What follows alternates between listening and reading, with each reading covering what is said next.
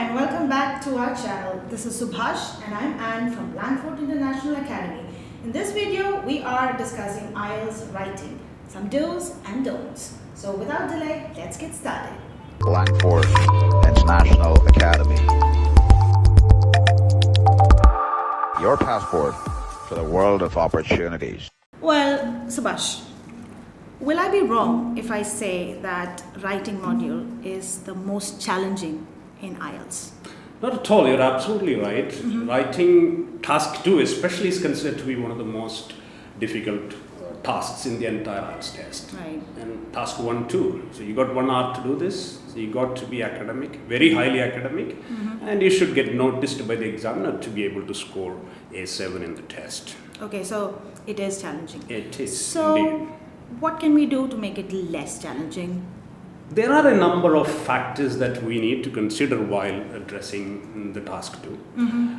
I would say on the test day, I recommend you attempt the task 2 first because that's got more weightage. Also, And moreover, it is the same for the academic and the general. exactly, Right? yeah. It's always a social topic. Yes. Because you don't need technical knowledge, you just need practical knowledge Yes. to be able to address these topics because the question is the same for all. Because students from senior secondary to students from masters Right. attempt the test. So Right. what you need is general knowledge, practical knowledge, not technical knowledge. And you are required to write about 4 paragraphs, not exceeding the word limit, 250 words. You could go up to 270. I would recommend not exceeding that limit because you would be boring the examiner with a lot of content. And the more trouble you give the examiner, the lesser are your chances of scoring. Right, okay. So, task 1, task 2. Yeah. Is it okay if we start with task 2? Absolutely, that's what I would definitely recommend because in task 2 you got to be brainstorming. Because in task 1 you already have the question and the answer. You just need to summarize what is given there because you already know the format. Right. You have already trained yourself. Especially in the academic, right? Yeah. Yes. Right. Yes. Okay. But task 2, of course, that is what it all matters because task 2 is what matters when it comes to scoring 2. It is 60-30. Right. So you got 6 out of 9 in task 2. Right. Yeah. You need to be thinking a lot while addressing task 2. So probably, you start fresh, think it would be better. Absolutely, yes. Right. Yes. All right. So you were talking about the word limit. You said that 250 is the word and see that you don't exceed. Yes. What if someone exceeds, like it goes 300? There is no negative marking in IELTS, but then you don't score more for writing more because they are testing your ability to conclude a topic within a given number of words. So that is again a skill that you need to develop. Fine. You can't write very long stories when it comes to IELTS writing. You got to stick to the word limit. I would say 275, not more than that. Not more than, Yes. and not less than 250. Not at all, not at all. You can't even repeat some words. If you do not use synonyms, you are repeating some words, the examiner will not count those words. So it's like Every single word is impressive counted. Impressive Yes, it has essay. to be impressive, academic. and limited. Yes, Right. absolutely. Okay, so tasks 2. Is there a format or a pattern that we have to follow while we write? There definitely is. It is always recommended to write 4 paragraphs. Like what you said. The introduction, then body paragraph 1 Right. and body paragraph 2 and the conclusion. Every body paragraph will contain an example. There are 2 different types of examples. One is based on your knowledge, the other is based on your experience. It is very clearly written under the question that provide examples based on your knowledge or experience. Yes. Knowledge means you have read about it somewhere. It's a factual example. Right. Experience means it is based on something that happened in your life, or okay. In anybody's relate life easily. you know of. Right. Yes.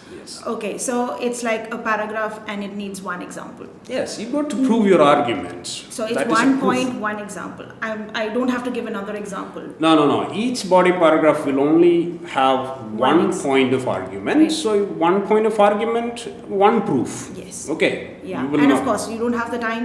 and you have the word Yeah, of limit course. as well. Yeah, 40 minutes will tick away like anything. You got to do some planning before you start writing the task.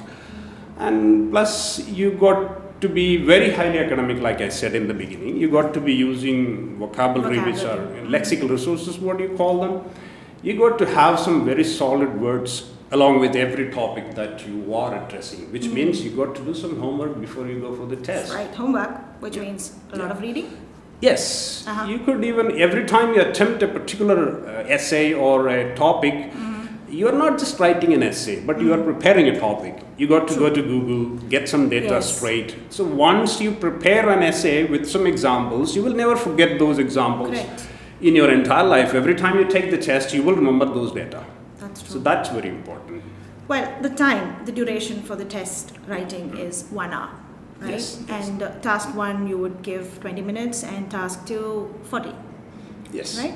So, I mean, like, we have to finish, probably it would be a good idea if we finish in, a little earlier. Of course, because you got to have at least 3 to 4 minutes of buffer time to go through what you've done. You got to be proofreading what you have written. Yes, proofreading, of course. Yes, you can avoid a lot of careless mistakes like spelling errors or omissions. You may have thought that you wrote this word, you may not have.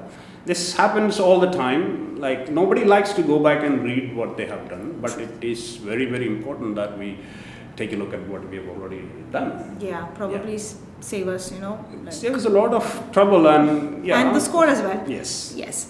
So we did discuss about the things that we have to keep in mind while you write task 2, right? Especially. So can you tell me about things that we have to avoid, when it comes to writing? Of course, there are a number of matters that we need to consider because I correct notebooks of students on a regular basis. Some of the common errors that I notice are the use of the person, like we are not supposed to use first person plurals like we, are, us, ours. You, second person, you, your, yours. These are to be avoided. And I can use I. You can, because there is, in the opinion essays, you are supposed to use I. Like, I believe, I guess, I assume. In my opinion, or in that way, I, right? of course. Yes, I. Singular. Right. So let's come to the examples. Yeah. Right. You said that we can provide 2 types of examples. One factual, and the other one is the experience. Right. Now, factual. Yeah. Is it okay if I can cook up facts?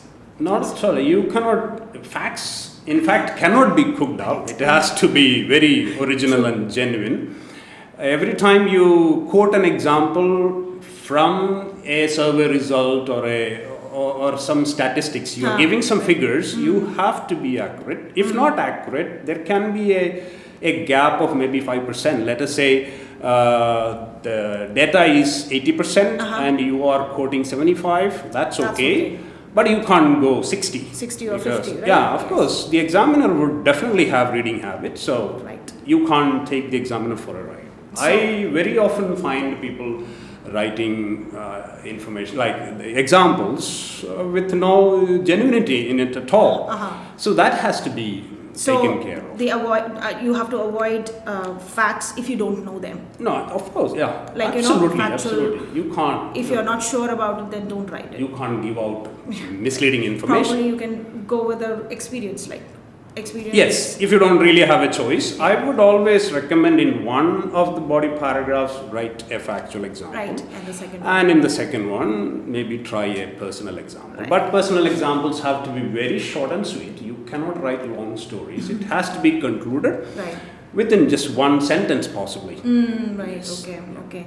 All right, so we were talking about task 2. How about task 1, especially in academics? Task 1 consists of 3 paragraphs. Number 1, the introduction, which is a paraphrasing of the question. Right. Second paragraph is the overview, which is considered to be the conclusion. You just write what you see at the first glance. Right. That is maybe the maximum percentage and the minimums. Right. Yes. And then the summary. Many people split this summary paragraph, but I would always recommend just write only one summary paragraph. It could be a longer paragraph than the previous two paragraphs, but you got to also fulfill the task, which means you have to cover. Fulfilling the task in task 1. Yes, right? yes. Yeah. So 3 paragraphs and no conclusion. No, conclusion is already the overview is the conclusion, right. so you don't really need. But when it comes to task 2, you need to give a conclusion. Absolutely. Right. In task 2, even in task 2, I find a lot of students triggering a new discussion or some new. I have even seen people writing examples in the conclusion, which is absolutely not acceptable. Right. You got to be summarizing what you've been talking about in body paragraph 1 and body paragraph 2. So that is reiterating what you've already been talking about. So the conclusion is about what you've given in paragraph 1, paragraph 2, and that's it. Nothing new. No. All right. No. So the conclusion is just based on what you have written. Yes. All right. So what about the look of your essay? Does handwriting count? It does, absolutely. Why would you write something which is not legible, right? Yeah. Overwriting must be avoided. And I also find a lot of students leaving a space before they start a paragraph. Yes, but that is traditional. That's very traditional. We do not use that format anymore because in the digital era, most of the communication or the correspondence is done in the email format. So nobody has the time to tap the space bar and take the cursor to the middle of the line. Right. So absolutely you got to start it straight from the margin. But then you can leave a line just to show you that got you to have leave a line. another paragraph. Yes, to let the reader know that it's another paragraph coming up. Okay, so pretty much I guess we have given them a good outlook of what IELTS writing is all about. I guess so. Especially with the do's and don'ts. Keeping this in mind, probably you would be able to prepare confidently. If you have any doubts about any of the modules or anything about IELTS writing, please let us know in the comments below. We'll definitely address your queries. Yeah, but before we conclude this discussion, just a question. What do you strongly recommend as a strategy when it comes to improving your IELTS writing? The most important part of the IELTS writing preparation is write every day, get corrected every day. If you do not get corrected, then you do not really know what your problems are. You don't, if I don't know what my mistakes are, I will never be able to change the way I write or speak for that matter. So, you write an essay today, you don't get corrected, you write another essay tomorrow, you would be repeating the same mistakes. Whereas if you got yourself corrected, and you should keep the already corrected essay by the side and then write the next task. And make sure you avoid the mistakes that you have already been making. You've been making those mistakes your entire life.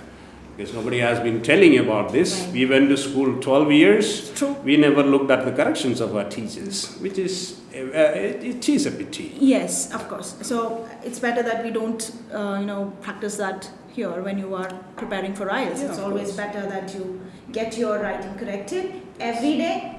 Attempt the essay every day, write something every day, get it corrected, and prepare confidently. Absolutely. So that's it for today, and I hope this was informative. Stay tuned for more videos. Until then, it's bye from Subhash and Anne. Bye-bye. Take care.